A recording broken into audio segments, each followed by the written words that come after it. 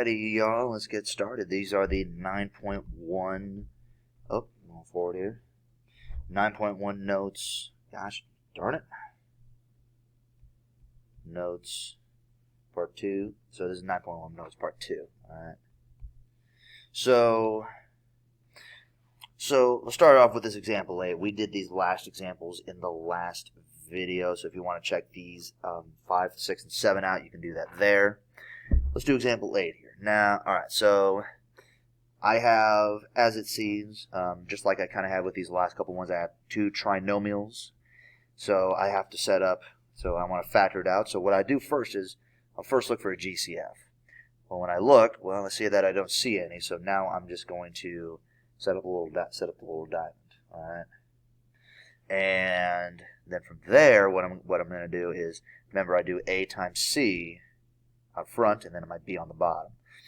But this time, in fact, I got 2 numbers that are going to multiply together. So 3 times negative 21, which if you do that is going to get you negative, I believe 63, I believe. Yep, so negative 63 on the top. And then I'm going to put my B value on the bottom. Now I want to have 2 numbers that multiply to negative 63 and add to 2. And if you think about it, you got 7 times 9. One of them has to be negative. It has to be positive. It's positive 2, so it's going to be negative 7 and 9. Okay.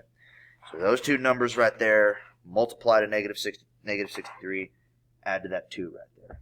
Now, because I have this number out front, I have to do what I call the long method. And now what the long method is I have to take this equation, I kind of rewrite it down here, and I basically have to split up the 2x using these numbers here. I'm going to get negative 7x plus 9x minus 21, and then 3x squared right there. Okay.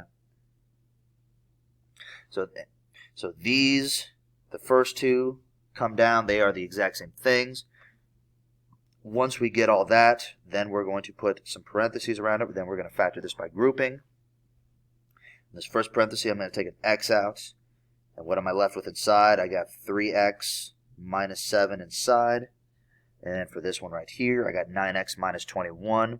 I can divide both these numbers by a 3, positive 3, and I'm going to be left with 3x minus 7.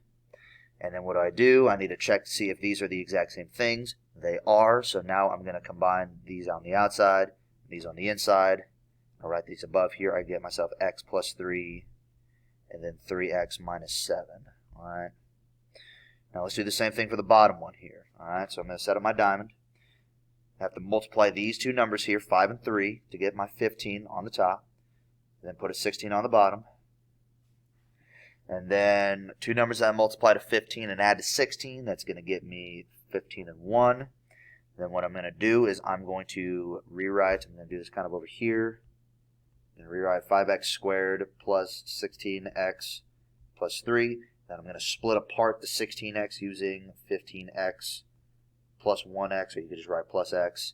And I'm going to bring the 3 and the 5x down. So 5x squared, that's plus, and plus that. Factor by grouping, put parentheses around the first 2 and the last 2. First one here, I can take a 5x out. I'm left with x, 15 divided by 5 is 3. X, take an x out, I have 3, so it's x plus 3. This one right here, so this is something that I see a lot of people kind of struggling with here. So x plus 3, technically I can't take an x out, and there's a number that's not bigger than 1 that I can divide by 1 and 3, but I still technically have to take out a positive 1. It doesn't really change what I have inside. I just kind of have to put this 1 as a placeholder. So what I do now, I combine the outsides here into one factor, 5x plus 1, and then the x plus 3 into 1 as well. And then from there, I'm going to see what I have that's similar, x plus 3 and x plus 3. I'm going to cancel those out, and we're left with, on the top, and I'll write this kind of in this little space here, on the top I got 3x minus 7 over 5x plus 1. Alright. I can't factor those any further, can't do anything more with those, so I am done with that example 8. Okay. So, excluded values, also known as domain. Now, we've actually technically done this. We've done this before, actually. We actually did this back in Chapter 8, 8.3 to be exact, when we were finding the domain of certain functions. When finding our excluded values, what we want to do is set the denominator, or, and I'm not going to run out of room, or the bottom of the fraction equal to 0 and solve. All right? Because, again, rational expressions, all by and large, are essentially fractions. Gosh darn it. I keep running out of here. I'll even write it right here if they want me to. Not even that. But again, remember, on the bottom of a fraction, we cannot have 0 on the bottom of the fraction. That's the only thing that I cannot have. So excluded values are the numbers that I can't plug in for either p or, in this instance, n. All right. So what I'm going to go ahead and do is, we're just going to go ahead and set the bottoms here equal to 0 and solve. So I got 18 p cubed equal to 0. Well, get p by itself. I divide by 18. Divide by 18. P cubed equals 0. Got to cube root it to get rid of this cube. And, well, the cube root of 0 is just 0. And the way that I would write this out is p cannot equal 0. Because, again, if I plug in 0, I'm going to get 0 on the bottom. And that is not a good thing.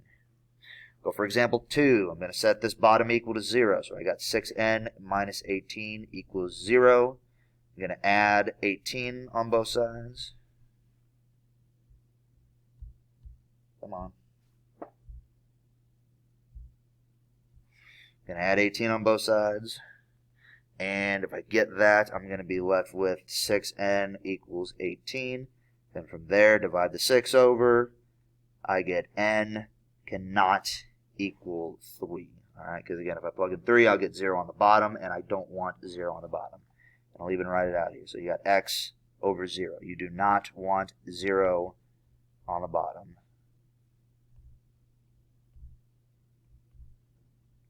Okay? All right. Let's also simplify these as well. All right? I'll erase all the ink on the slides here. All right? If you need to pause and go back and rewrite the stuff up top, you can do that. But I'm going to just go ahead and simplify these. So for this first one here, 8 over 18, and then p5 over p3. I can't really factor anything with this because I don't have any addition or subtraction. So what I'm going to do is I'm going to look at these top numbers, the numbers here. So I got 8 over 18.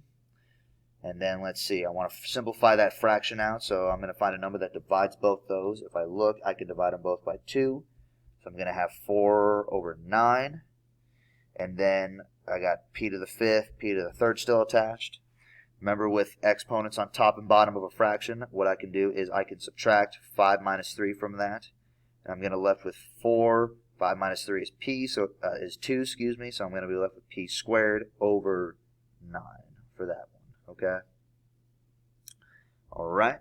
Example number 2. This bottom one here, I have a little bit of addition and subtraction. I put parentheses around it. I don't have a 6n minus 18 on top, so I can't really do anything with the 27n squared as it is. So what I can do is I'm going to see if I can factor that bottom there.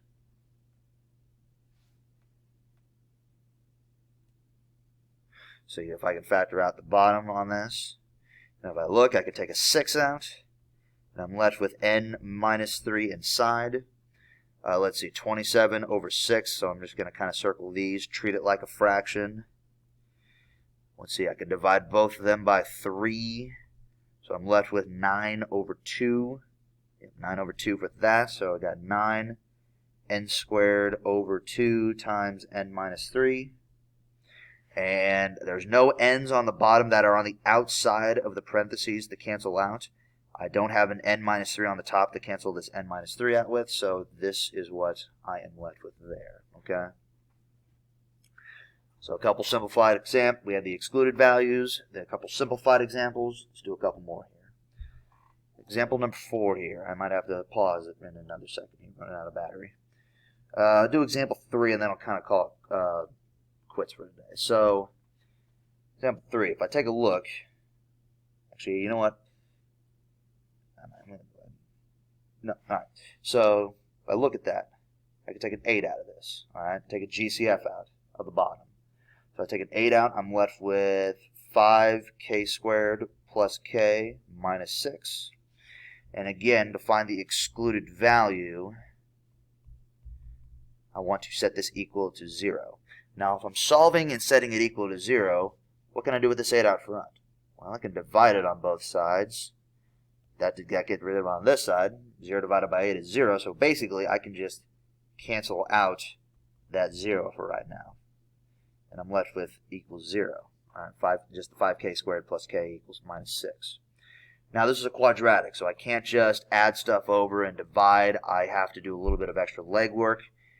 Let's see if this thing can maybe factor out. So if it's a trinomial, I'm going to set up my little diamond. Negative 6, got my a times c value, times 5, a times, so I do those right there. That's going to turn into negative 30. And then on the bottom, I'm going to put my b value, which is just positive 1. My two numbers that multiply to negative 30 and add to positive 1, those numbers are going to be 6 and negative 5. All right. And then from there, I'm going to rewrite my equation. And I'm going to split up the k inside as negative 5k plus 6k minus 6. Going to bring these down on the outside, 5k squared. Let's go ahead and group them up. I can take a 5k out of this one. I'm left with k minus 1. I can take a positive 6 out of this one here. I'm left with k minus 1. If I group these together, group the outside ones, I'm left with 5k plus 6, and then k minus 1. Now these are equal to 0. Now what do I do once I factor these out and it's equal to 0 is I can set both of the individual factors equal to 0. So I'm going to do k minus 1 equals 0 and 5k plus 6 equals 0. And if I add those together, you get k equals 1 minus 6, get 5k equals negative 6. Divide the 5, I'm going to get k equals negative 6 over 5. All right. Now these are my two excluded values. What I'm going to do with those is I'm going to do k cannot equal 1 and k cannot equal negative 5, actually negative 6 over 5. Actually, I'm going to erase that real quick.